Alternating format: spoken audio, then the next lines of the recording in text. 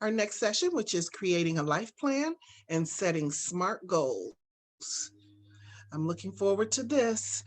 So Sujata Ghate is a licensed clinical social worker with a background in education, mental health, substance use disorders.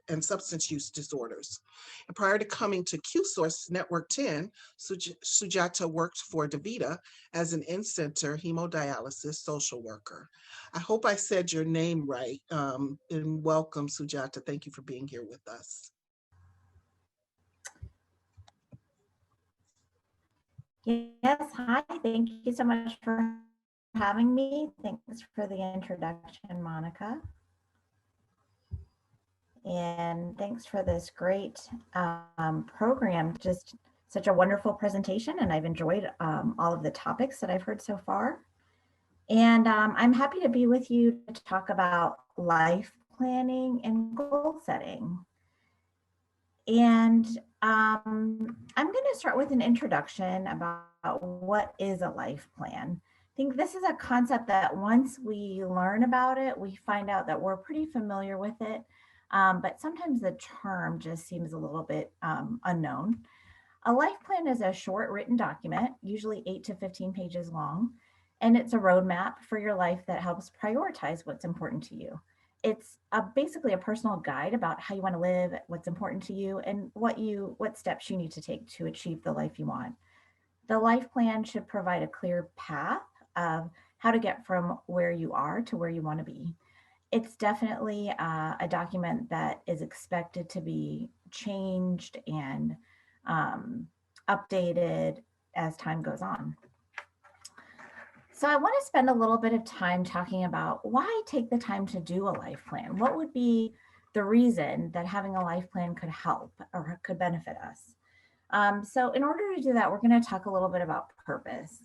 And I'm just going to start with the definition of purpose, which is the reason for which something is done or created or for which something exists. So when we talk about purpose, it's important to think about how does having a strong sense of purpose help benefit us in our lives? So I want to talk a little bit about this study that was done in May 2019 by the Journal of American Medical Association that studied nearly 7,000 adults between the ages of 51 and 61 and looked very closely at the relationship between purpose and mortality. What this study found was a really strong connection between people who had a strong purpose that had a longer life, essentially. They found that people without a strong life purpose were more than twice as likely to die between the study years compared to those who had one. So it turns out that the researchers who did this study were not necessarily expecting to find such a strong connection. And this study has led to the development of several programs and institutes to further study how purpose can affect us in our mortality and how purpose can affect our quality of life. So when we consider this and when we consider the research, going back to the definition of purpose being the reason for which something is done or why something exists, shows us that essentially having a purpose can greatly benefit us, particularly during times of adversity, struggle, hard times. It can really benefit us to know why we are doing what we're doing. And I think that's particularly important for people who are on dialysis and waiting for a kidney and dealing with chronic kidney disease and all of those things. So when we talk about life planning and how to get started, there's some questions that we want to consider. One, these are just kind of some general big picture planning questions that are good to consider when thinking about how to get started with a life plan. How do you want to be remembered? What are your core values? What do you want to contribute to the world? If time or money weren't an issue, what would you want to do? What makes you happy? What do you despise? What inspires you?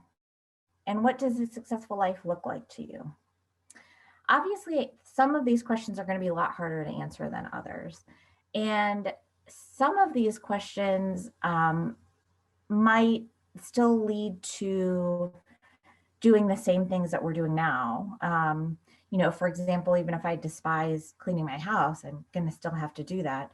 But I think the blueprint that'll come out of answering these questions just provides more clear direction about what we want to spend more time on and how to be able to do that.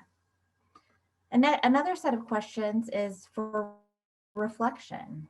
What are your biggest successes in your life? What are your biggest failures? What do you regret? Where are you now in each area of your life? And those could mean physically, mentally, emotionally. Where are we with our careers? Where are we with our spirituality? Where are we with our social and emotional connections? Those kinds of areas of our life. What do you want to change the most? What do you love the most in your life? What are you the most grateful for? And what are you afraid of? And these questions are going to help form some more short-term goals when we talk about life planning. And these are questions to think about setting some milestones, such as what are you doing this year to move you towards your dreams? What are you doing this month to move you towards your dreams? What are you doing this week to move you towards your dreams? What are you doing today to move you towards your dreams? What does your ideal workday look like? So thinking about these questions can really help us narrow our milestones that are going to help us get to our greater life goals.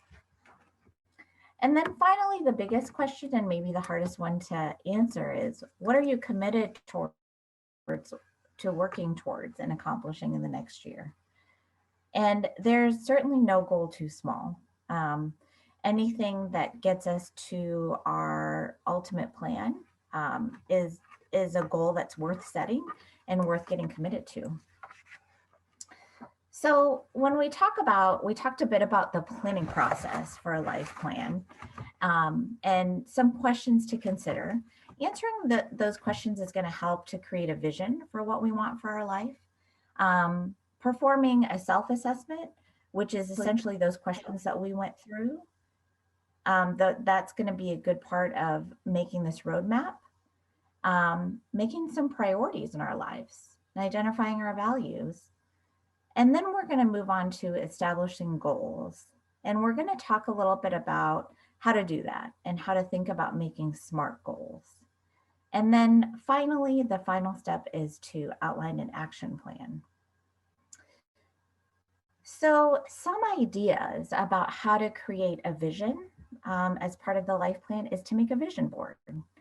As you can see, there's an example there on the slide.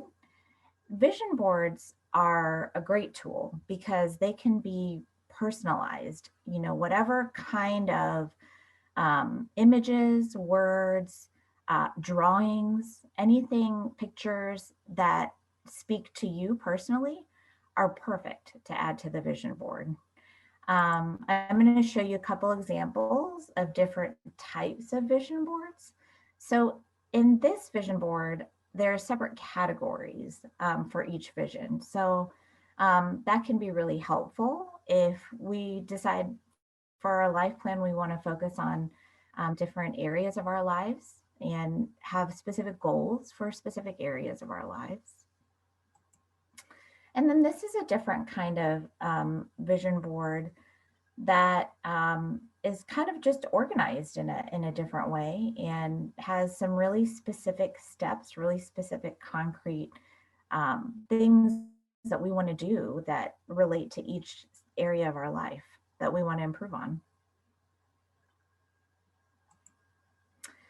And then we're going to talk a bit about SMART goals, because SMART goals are really essential at the heart of the life plan to make us successful.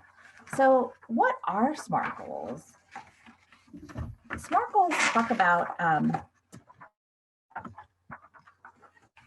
the SMART goals are really different ways of making goals that are going to be concrete goals that we're going to be able to mark steps towards and actually use to reach our final endpoint.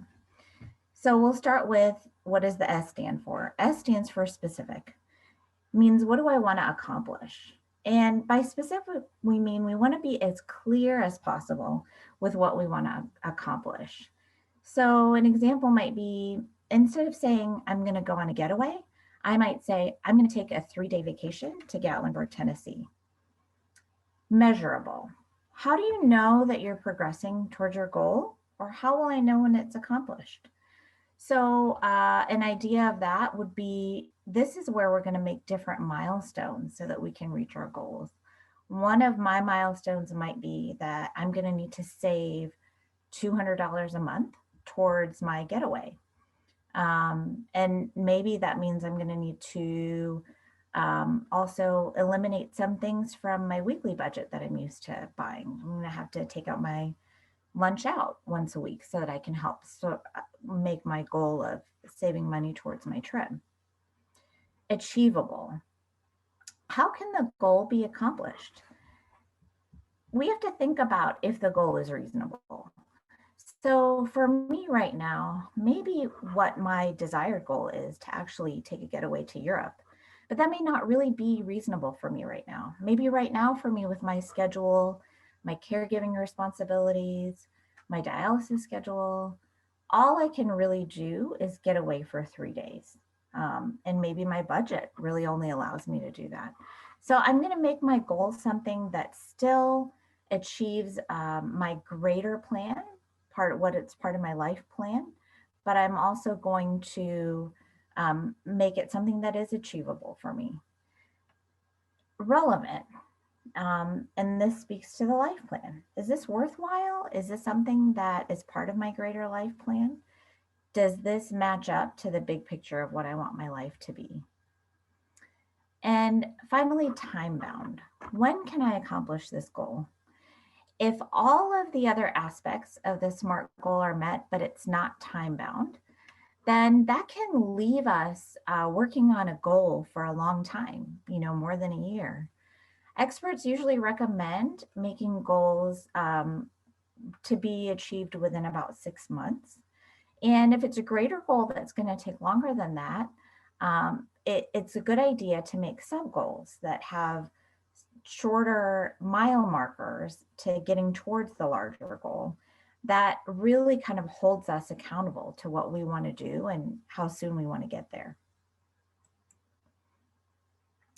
And finally, I want to just kind of touch on the whole process, that this may seem overwhelming for some of us. It's a lot, talking about life planning and getting started on the whole process and doing all the reflection.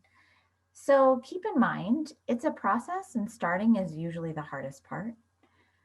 And if these questions seem like too much to start off with, then I've added a link here to a self-care assessment that's a really good place to start. It has different categories about physical health, mental health, social connections, career, and emotional health. And that can lead to some good ideas for starting a life plan. So that might be a more easier place to start. The other idea would be ask for help. This can be a great collaborative effort, something to do with coworkers or family members or friends. And it's always easier to do things like this when you have someone to do it with. So definitely consider recruiting a friend or family member to do it with you. And some resources there for you. Any questions?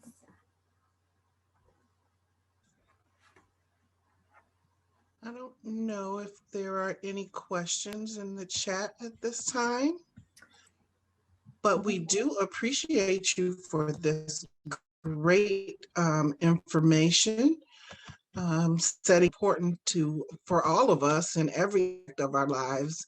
And I have to say, I really never thought of SMART goals as it pertains to my health, but that makes a lot of sense. So thank you so much. Thank you so much for having me.